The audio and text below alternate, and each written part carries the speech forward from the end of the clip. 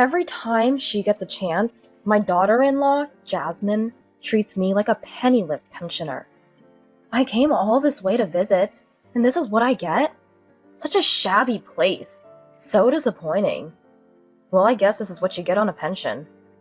I can take whatever is said about me, but I can't stand it when someone else insults this shop.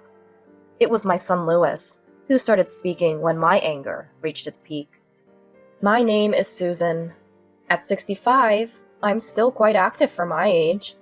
My husband, John, passed away 3 years ago at the age of 70. He fought hard against liver disease, but sadly, he couldn't beat it.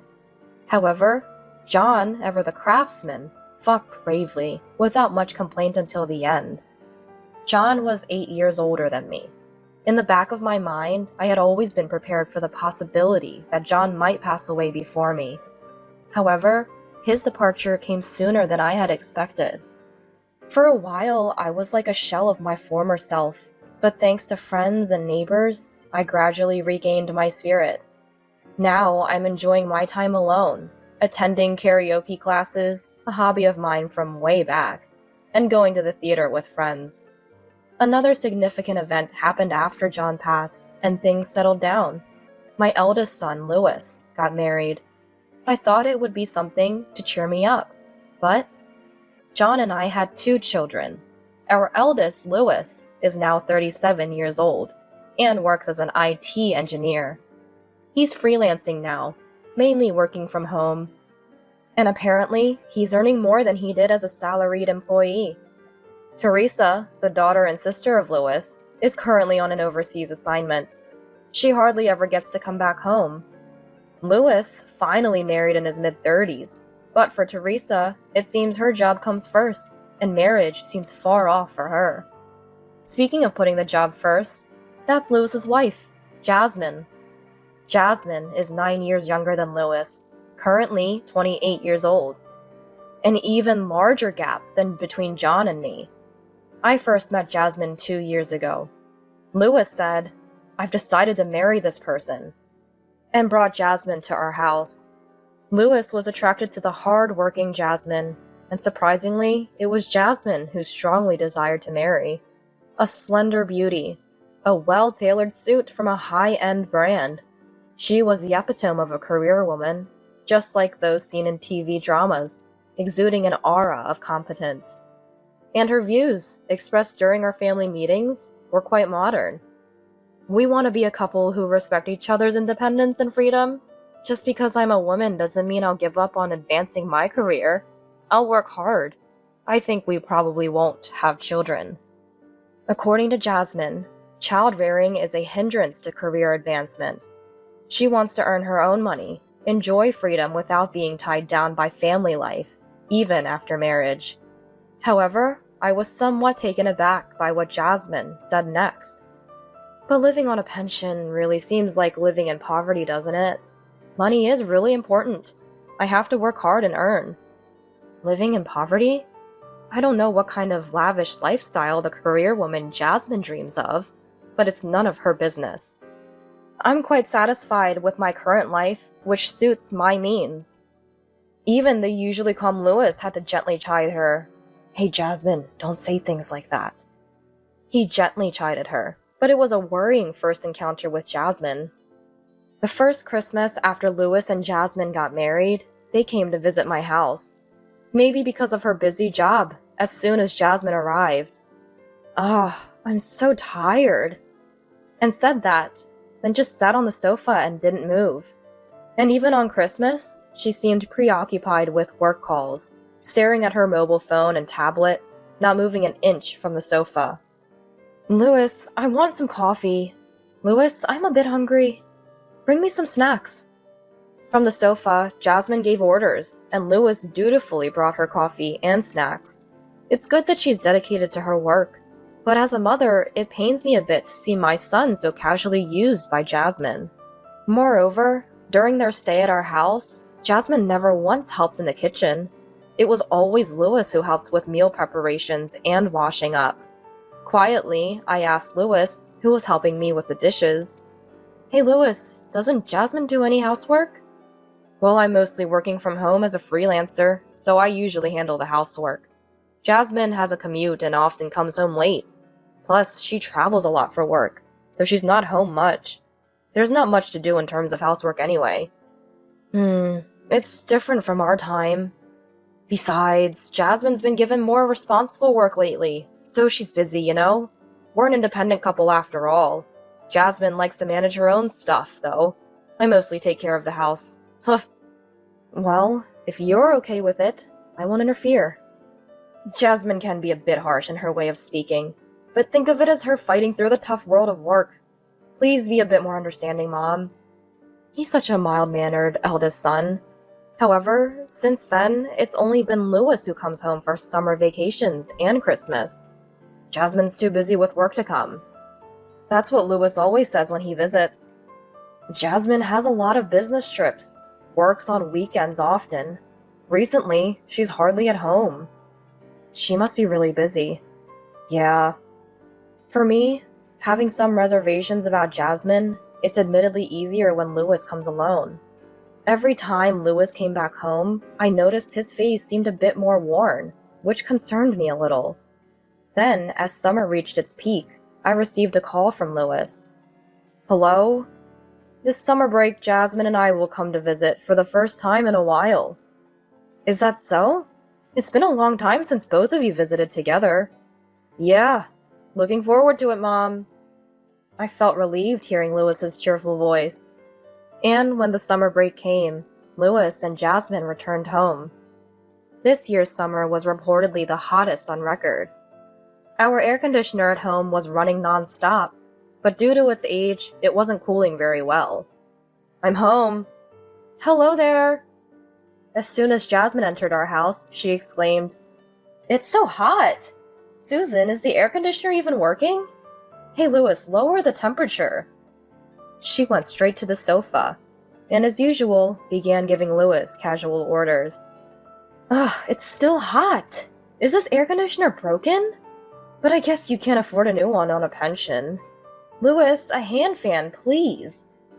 I had a bad feeling that Jasmine seemed even more overbearing than before. Also, compared to when I first met her, her makeup and clothing seemed flashier. I'm going to say hello to Dad. Saying that, Lewis went to greet John's photograph.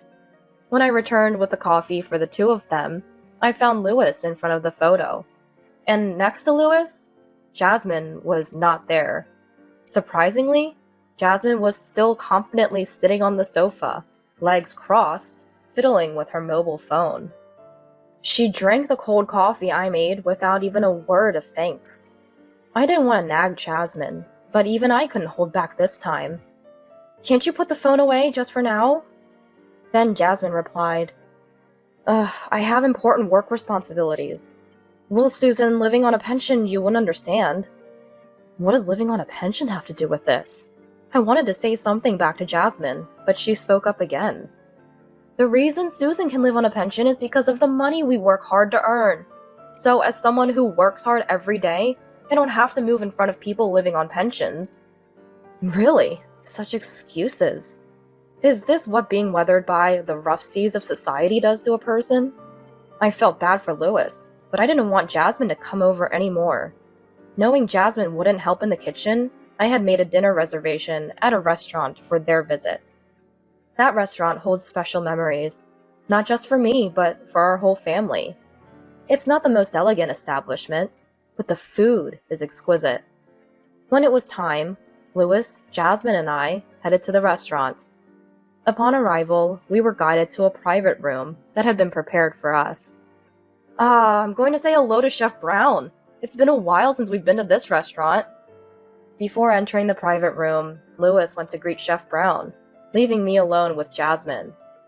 Just the two of us, me and Jasmine, in the private room. I felt uncomfortable and uneasy. Jasmine, as usual, was busy with her mobile phone. Just as I thought I should start a conversation, Jasmine spoke first. I came all this way to visit and this is the place? Kind of disappointing. Oh, why? The food hasn't even been served yet. This restaurant is really delicious, you know. And I tried to explain our family's connection to this restaurant, but Jasmine interrupted me. continuing her rant. I work in the city, and the places I usually go to for private dining or entertaining guests are those trendy ones featured in magazines. I doubt that there are any stylish places like that in the countryside. And this place, it's so impoverished. Well, I guess that's what you get when you're living on a pension, Susan. Jasmine, how can you say such things? Please don't speak ill of this restaurant. I don't mind her belittling me for living on a pension. Let her say what she wants. But Jasmine has casually used my dear son, and now our family's cherished restaurant. She dares to call it impoverished. How long will Lewis continue to be at Jasmine's beck and call? Various thoughts I had been holding back swirled in my heart. Today, I've had enough. It's time to stand up to Jasmine. As my anger reached its peak, I took a deep breath, ready to respond. When we get home, Jasmine. The voice wasn't mine.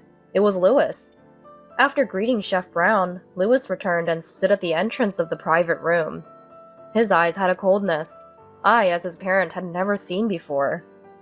I will absolutely not tolerate anyone speaking ill of this restaurant. His eyes said, "Leave this to me. Jasmine, this restaurant, you see, was started by my dad and mom." Ugh, really?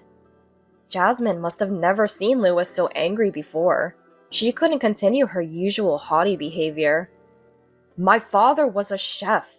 He and my mom started this restaurant together and put their hearts into it. It's a precious place for us, filled with cherished memories, and you call it impoverished? Indeed. This restaurant was started by John and me, just as Lewis said.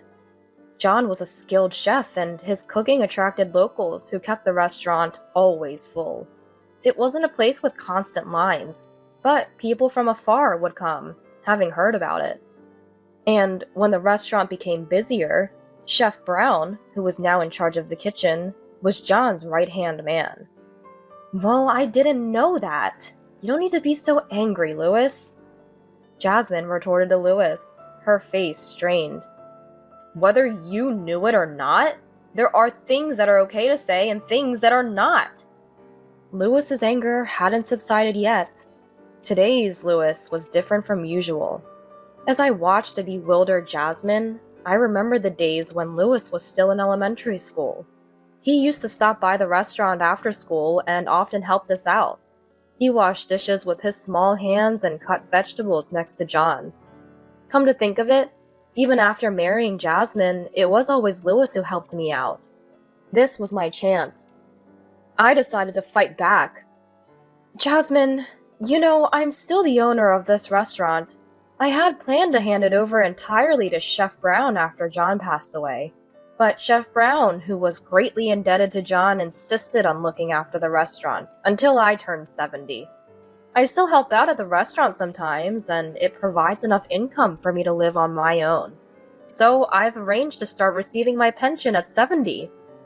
You keep belittling me for living on a pension, but guess what? I'm not even on a pension yet. Sorry to disappoint. Maybe I should add one more thing. Jasmine, I don't know what kind of lavish lifestyle you dream of with all your hard work, but I'm perfectly content with my life as it is, suited to my means. I thought you were living on a pension. So, as you can see, I'll start receiving my pension when I turn 70, and I still have money left by John that I haven't touched. I have no reason to be belittled by someone like you. Yes. I'm sorry. Great. I said it. The usually arrogant Jasmine in my home was now looking down, diminished. Perhaps she hadn't expected such a retort from the always gentle Lewis and me. Maybe John lent us his strength from beyond. Living within our means? Mom's right. Lewis murmured softly. Huh? I looked at Lewis, who was rummaging through his bag. He took out a bundle of envelopes and postcards and placed them in front of Jasmine. What is this? As Jasmine took the bundle and checked its contents, her face turned pale. No matter how hard you work outside, if you shop without restraint, you can't keep up with the payments, right? Wait, what? I didn't know these had arrived. I don't know anything about this. The figures, you're never home because of overtime and business trips. No time to check the mailbox, right? What was this exchange about? I looked at the bundle of mail Jasmine was holding. To my surprise, the bundle was a stack of dunning letters from credit card companies. And another thing, Lewis continued. About half of these reminders are for purchases at men's stores. I've never received anything like that from you, and I doubt you're wearing men's clothing. So what's all this about? No, that's not it. Lewis, don't say such awful things. Jasmine, explain this. I didn't need to hold back with Jasmine anymore. I pressed her with a firm voice. It was for a present. I bought it for someone I owe a lot to at work. I was in a hurry, so I paid for it. Looking at Jasmine, she was now red-faced and sweating profusely. Her heavy makeup seemed to be melting away, the foundation streaking. Her carefully applied makeup was rapidly deteriorating. For someone you owe a lot to. This person? Lewis took another envelope from his bag, slightly larger than the previous ones, and thrust it in front of Jasmine. What now? Jasmine hesitantly pulled out the contents of the envelope. Her face turned the bluest it had been all day. Wow, I never knew someone's face could change colors so drastically, from red to blue. My attention was drawn to an odd detail. The next moment, Jasmine raised her voice sharply. What is this? You investigated me? With all those dunning letters, I had to look into it. Lewis seemed resigned, yet composed. Inside the envelope were photos. There was Jasmine, walking arm in arm with a flashy young man, both smiling. Jasmine entering an apartment building, presumably the man's home, with him. And the most damning evidence was... well, let's leave it at that. Explain this, Jasmine! Lewis questioned Jasmine without changing his expression. What's wrong with taking a little break? I'm stressed from work. Lewis, you're older and too calm. You don't provide me with any excitement. To me, you're a house husband. House husband! I wouldn't have married an older guy like you otherwise. I need some excitement outside, or I can't stand it. Jasmine, now red-faced, blurted out. Stop it right now! Finally, my anger exploded. Jasmine, listen to me. How dare you let Lewis handle everything at home, treating him like a housewife even though you're not supporting him. You said it when we first met, that you wanted to be a self-reliant and free couple. How is overspending to the point you can't pay for it being self-reliant? And thinking that infidelity is okay just because you're free? I don't want to see your face anymore. Get out of this restaurant right now. Susan, you don't need to get so angry. Quiet! Just get out! Lewis delivered the final blow. Apparently startled by what must have seemed like the first and last time Lewis and I showed such fury, Jasmine fled the restaurant. Is everything settled? The one who appeared was Chef Brown. Chef Brown, I'm sorry for causing a scene. It seems that Lewis had resolved to confront Jasmine before coming to the restaurant. He had gone to greet Chef Brown earlier to explain the situation. It's okay, Lewis. Susan, the food is ready, so I'll bring it over. Just the family now. Please take your time. Thank you, we appreciate it, Chef Brown. Lewis and I regained our composure and enjoyed the restaurant's food for the first time in a while. Eating brought back memories of John. Chef Brown had faithfully continued John's flavors. Afterwards, Lewis stayed at my house for a while, proceeding with divorce proceedings from Jasmine. With indisputable evidence, he left everything to a lawyer. Then, after finding a new home, Lewis moved his belongings out while Jasmine was at work. According to what Lewis heard from acquaintances, Jasmine continued to spend lavishly on men, even after the divorce. Her mailbox was always full. Her card payments lapsed, and eventually her workplace started receiving calls about it. This led to her workplace finding out about the affair and divorce, and she faced daily criticism at her job. She must be feeling very uncomfortable. But besides her credit card arrears, Jasmine also has to pay the damages she owes to Lewis. Despite the discomfort, She can't afford to quit her job. The money she worked so hard for is quickly disappearing. Jasmine, now short on funds, was swiftly abandoned by her boyfriend. All that remained were debts and a broken pride. With Jasmine gone, Lewis brought back peace to my life. And now, Teresa, Lewis's sister, was returning home temporarily from her overseas assignment. The very same Teresa for whom work was always first. Lewis planned to return home to coincide with her visit. "I'm home. It's been a while, my dear home." Teresa arrived back home. "I'm so tired from the long journey." Saying so, Teresa sat down on the sofa. Lewis and I, reminded of a recent event, looked at Teresa in surprise. "What's up with you, Mom and Big Brother?" "Oh, right, I need to greet Dad first." Watching Teresa head towards John's photo, I felt relieved. That evening, for the first time in a while, Lewis, Teresa, and I gathered around the dinner table and had a wonderful time. After the meal, despite being tired, Teresa took the initiative to help with cleaning up. "You seem to be doing well." Watching Teresa wash the dishes next to me, I accidentally voiced my inner thoughts aloud. With a puzzled look, Teresa turned to me as if to say, "What are you talking about?" When I looked back, Lewis also had a slightly embarrassed smile on his face. I may never get to see my grandchildren, but everyone has their own way of life, whether it's building a family or living alone. I'm so fortunate to have such kind children and feel truly happy. Surely, John in heaven is also at peace. Until the day I join John, I vow to continue living a life that suits me and to enjoy my solitude. That was the promise I made to myself.